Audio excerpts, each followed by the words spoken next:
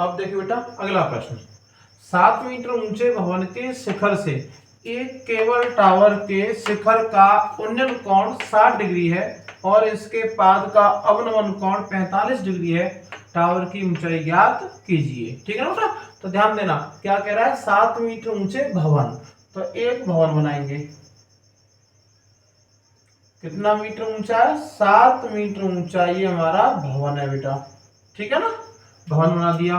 भवन के शिखर से, भवन के शिखर पर शिखर से एक केबल टावर के शिखर का उन्नयन कोण 60 डिग्री है।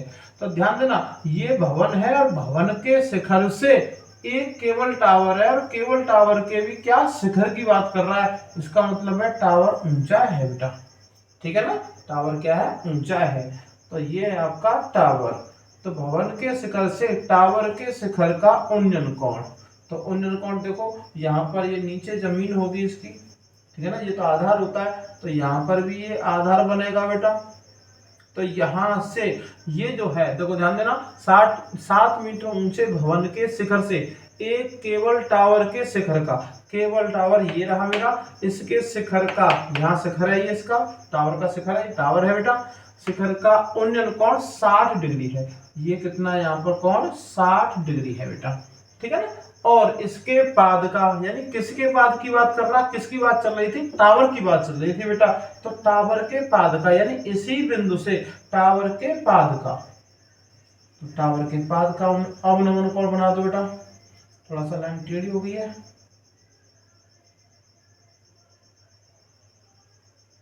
हाँ जी, ठीक है ना। अब देखो टावर के इसके पाद का अवनमन कोण, क्या कह रहा है, अवनमन कोण। तो देखो अवनमन कोण कैसे बनेगा, ऊपर से नीचे देख रहे हैं, ठीक है ना। तो देखो यहाँ पर ये है अपना अवनमन कोण 45 डिग्री, ठीक है ना। ये अवनमन क्या बन जाएगा, देखो बेटा जेड बन रही है यहाँ पर, देखो ये जेड बन रही है, ये जेड बन रही है बेटा। तो ये 45 है, तो ये यहाँ आके क्या हो गया, ये 45 बन गया, यानी अवनमन उन्नयन बन गया। ये क्या बन गया, ये उन्नयन कोण बन गया। हमें तो उन्नयन कोण चाहिए, अवनमन से काम नहीं चलेगा, ठीक है ना। लेकिन एक बात जरूर है कि जो अवनमन होता है वही आपका उन्नयन बन जाता है, ठीक है ना।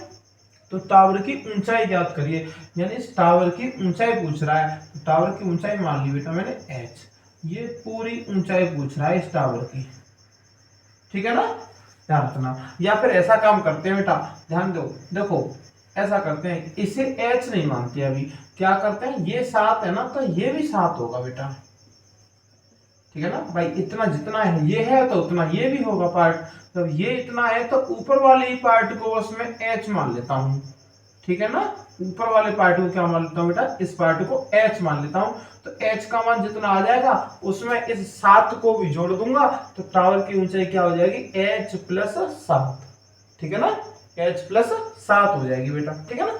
तो देखिए अब इसका नाम कर देते हैं a b c d और ये बेटा e, ठीक है ना। तो देखो दो कोण है, एक तो कोण ये रहा और एक कोण ये रहा, ठीक है ना। उन्नयन कोण से काम चलता है बेटा। तो देखो यहां पर लिखूंगा समकोण त्रिभुज, समकोण त्रिभुज। देखिए समकोण त्रिभुज एक तो ऊपर बन रहा है A B E, A B E बेटा, ए बी ई में, ठीक है ना। तो देखो यहाँ पर देखो ये आधार नीचे जितना है ये x मान लिया इसको, तो ये ऊपर भी बेटा x होगा यहाँ, ठीक है ना। तो देखिए क्या है, लंब और आधार तो tan लूंगा, तो tan क्या है वो 60 है, तो tan 60 बराबर h बटे x, h बटे x, ठीक है ना। ये x के बारे में आप ये सोच रहे हो कि ये x कैसे आया था, क्या है, ठीक है ना।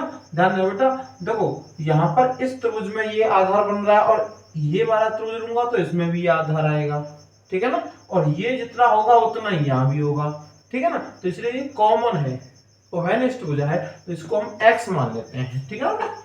तो देखिए tan 60 बराबर h बट्टे x, tan 60 का मान क्या हो गया, √3 होता है h बट्टे x, इसके नीचे एक बेटा क्रॉस मल्टीप्लाई कर देंगे तो क्या हो जाएगा, √3x बराबर h बेटा, समीकरण नंबर 1, ठीक है। देखो x का गुणा किया मैंने, ठीक है ना, √3x हो गया और एक का गुणा h में किया है तो h हो गया बेटा। अब देखो दूसरा त्रिभुज, दूसरा त्रिभुज कहाँ, उन्नयन कोण देखो अपना, तो उन्नयन ये रहा 45, तो इसका त्रिभुज कौन सा बन रहा है बेटा, CDE, ये है अपना सी डी ई बेटा। भवन है, भवन तो सीधा खड़ा होगा तो 90 डिग्री तो बनाएगा ही बनाएगा, ठीक है। सी डी ई में समकोण त्रिभुज, समकोण त्रिभुज सी डी ई में, ठीक है ना। तो सी डी ई में बेटा देखो लंब और आधा, तो tan ले लूंगा। तो tan 45 बराबर लंब कितना है बेटा 7 है और आधा कितना है x है, लंब बटे आधा, ठीक है। tan 45 का मान 1 होता है 7 बटे x, इसके नीचे 1 बेटा क्रॉस मल्टीप्लाई कर देंगे तो x बराबर क्या आ गया 7 आ गया आपका। समीकरण नंबर 2 दे दीजिए इसको, ठीक है ना। अब देखो आप क्या कह रहा है फिर, देखो हमें तो h का मान निकालना है बेटा, ठीक है ना। तो h का मान कैसे निकलेगा, x का मान समीकरण 1 में लगा देता हूं, x का मान समीकरण 1 में रखने पर, ठीक है ना, 1 में रखूंगा तो देखो h बराबर 7 गुणा अंडर 3, यानी क्या हो गया बेटा 7 अंडर 3 हो गया। तो अतः टावर की ऊंचाई, ठीक है ना, टावर की ऊंचाई, टावर की ऊंचाई टोटल क्या होगी बेटा h प्लस 7, h प्लस 7 होगी, ठीक है ना। अब देखो h का मान कितना आया था अभी 7 अंडर 3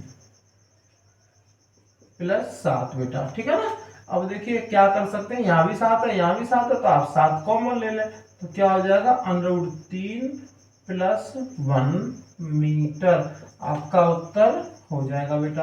अगर ये अंडर 3 का मान दे देता, ठीक है ना, तो अंडर 3 का मान लगा देते, ठीक है। अंडर 3 का मान लगा के कितना आएगा उत्तर, देखो मैं यहाँ या करके लिख दे रहा हूँ, आप यहाँ छोड़ के आ जाएंगे उत्तर आपका सही मान ले जाएगा, ठीक है ना। देखो 7 और अंडर 3 का मान होता है 1.732 प्लस 1 है, ठीक है ना बेटा। तो क्या हो जाएगा देखो 7 गुणा 1 और 1 कितना हो गया 2.732, 7 का गुणा कर देंगे, 7 दूनी 14, 4 हासिल 1, 7 या 21 और 1 22 का 2 हासिल 2, 7 7 49 और 2 51 का 1 हासिल 5 बेटा, 7 दूनी 14 और 5 19, 3 अंक छोड़ के पॉइंट लग जाएगा 19.124 मीटर, आपका ये भी उत्तर हो जाएगा, ठीक है ना।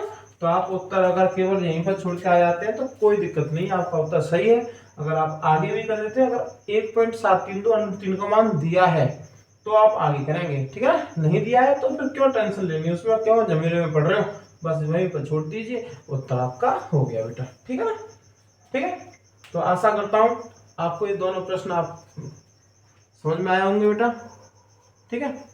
और कोई जो है अपना सुझाव भी देना हमें अपनी इस वीडियो में, ठीक है। कैसी लगी आपको ये वीडियो कमेंट करके जरूर बताना बेटे, और ज़्यादा से ज़्यादा इसे शेयर कर दो प्लीज़, ठीक है ना। और चैनल को सब्सक्राइब कर देना अगर आप हमारे चैनल पर नए हैं तो बेटा। मिलते हैं फिर अगली वीडियो में, तब तक के लिए धन्यवाद।